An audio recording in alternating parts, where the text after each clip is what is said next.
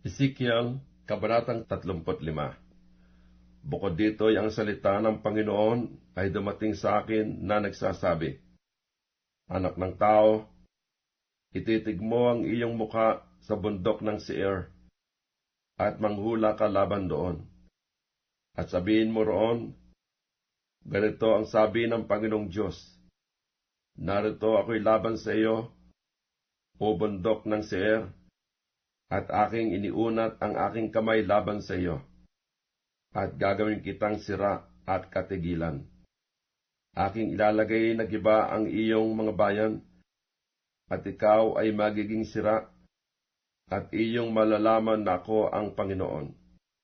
Sapagkat ikaw ay nagkaroon ng laging pakikipagkaalit, at ibinigay mo ang mga anak ni Israel sa kapangyarihan ng tabak, sa kapanahunan ng kanilang kasakunaan, sa kapanahunan ng parusang pinakawakas. Kaya't buhay ako, sabi ng Panginoong Diyos, aking itatalaga ka sa dugo, at ang dugo ay hahabol sa iyo. Yamang hindi mo kinapuotan ang dugo, kaya't matatalaga ka sa dugo. Ganito ko gagawin ang bundok ng Seir na isang katigilan at kasiraan, at aking ihiwalay sa kanya siya na nagdaraan at siyang nagbabalik.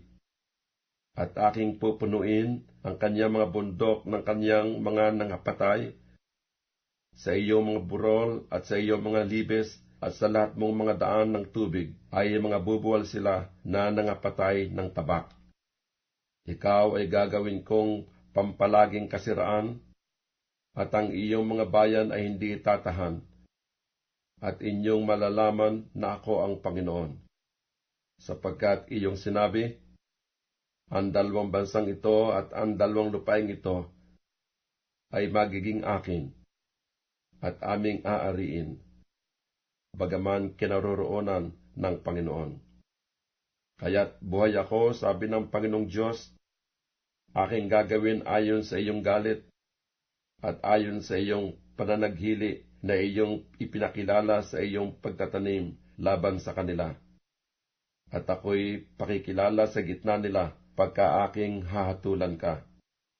At iyong malalaman na akong Panginoon ay nakarinig ng lahat mong panunungayaw na iyong sinalita laban sa mga bundok ng Israel, na sinasabi, nangalagay na sira ang mga yaon, nangabigay sa atin upang lamunin. At kayo'y nangagmalaki laban sa akin ng inyong bibig, at inyong pinarami ang inyong mga salita laban sa akin. Aking narinig yaon. Ganito ang sabi ng Panginoong Diyos, pagka ang buong lupa ay nagagalak, aking gagawin kang sira.